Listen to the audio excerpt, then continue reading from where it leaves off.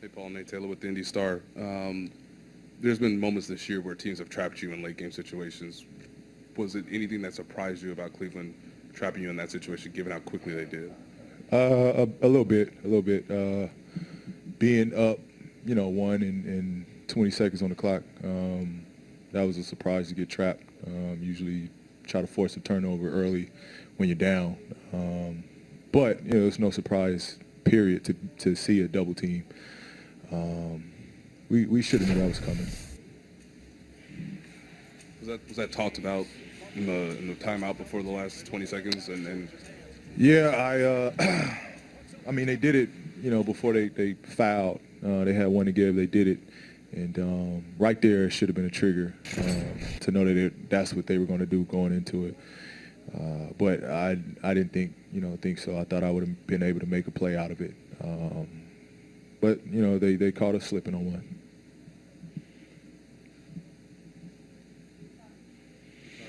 Yeah, Bob Kravitz with WTHR. Do you feel like you made the right basketball play? And what did you see around you on the court? Was there anybody remotely open? Well, I mean, Lance was open, but that would have been a play that they were on.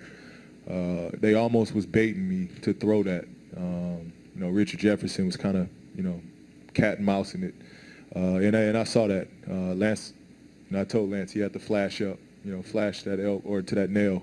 And, that would have been the ball game right there because, Richard can't guard both of those, CJ and Lance.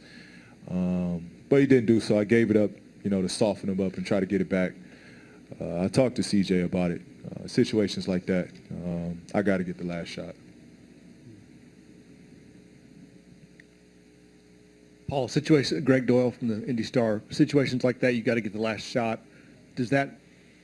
Can you give the ball up as you did and be sure to get it back? I mean, it's asking a lot to make it go 1-on-2. I realize that, but can you get the ball back if you give it up? Yeah. I was, I was asking for it. Again, I was trying to give it up and force them to scramble back to the open man so I can get it back. At that time, it's not enough seconds on the clock for them to try to double team again. And CJ, took it upon himself.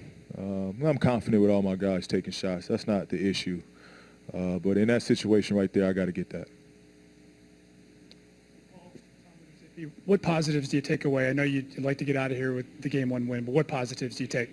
Oh, man, we gave ourselves a chance to win. We won the fourth quarter, which we needed to do to close this game out. We a lot of unforced turnovers and free throws that we gave up. And, we gave up a lot of open threes, just not matching up, a lot of lapses and just not communicating and being on the same page. We limit that, and we walk away 1-0. Just little stuff we didn't do. Paul, Kenny Rhoda, WHBC Radio, over here. As you leave this game and get ready for Game 2, defensively, what do you think needs to happen or what adjustments need to be made so they're not getting those wide open looks and shooting 54%? Yeah, we just got to challenge them. It's gut checking time. We just got to challenge them,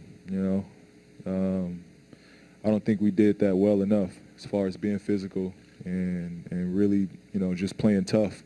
I don't think we did that on the defensive end. Them being on their floor, I thought they walked wherever they wanted to. They ran wherever they wanted to. And that has, nothing about that has playoff written over it.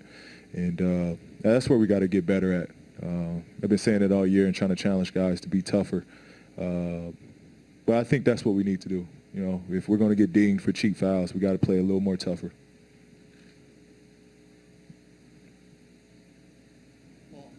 Steve Ashburn of NBA.com. They seem to go at Jeff Teague a lot and took advantage of switches and mismatches. What sort of things can you guys do to try to minimize that? Well, it's just so tough with guys setting pick and rolls on LeBron because he got so many shooters around him. And it almost creates a domino effect, allowing him to go downhill off these screens. So we had to switch to limit him from, exploding to the basket. But that's where we got to challenge them. You know, that's where we got to be a little tougher, make it tough for them, be more physical on them, and that's just where that was. I don't know. Maybe we look at the tape, see what we can get better at, see if that's even the solution, switching, or is it just blitzing and getting back, but doing it aggressively. We'll look at it and see. But I definitely think we got to get better in that area. Two more, Greg and then Nate. Greg, okay, Nate. Wrap it up. With about 9 minutes left, Nate inserted Lance into the lineup with you and the rest of the starters. Just what worked in those 9 minutes to get you to a shot to win the game at the end? Well, we're always good with that group when we get it and go.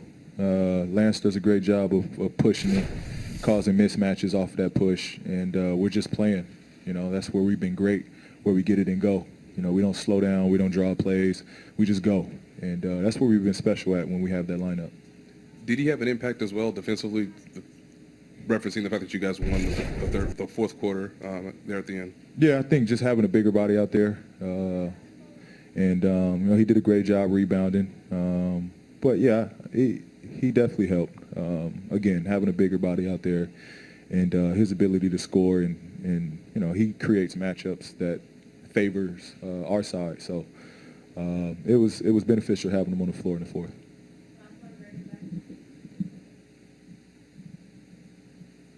Paul, what's that line between, or how do you negotiate challenging your guys, saying I want the ball, I want that last shot, saying we got to be tougher, and maybe, I don't know, losing the room by going too hard? Is there even a line there? Do you have to worry about that as a leader? Nah, man, it's playoffs. It's playoffs. That right there shouldn't, you know, upset the locker room. You should want that out of the leader, and you know, everybody should respect that. I'm only asking that because it's playoffs. You know, this is where we got to be at our best, and I'm asking for everybody's best. So, no, it shouldn't upset the locker room.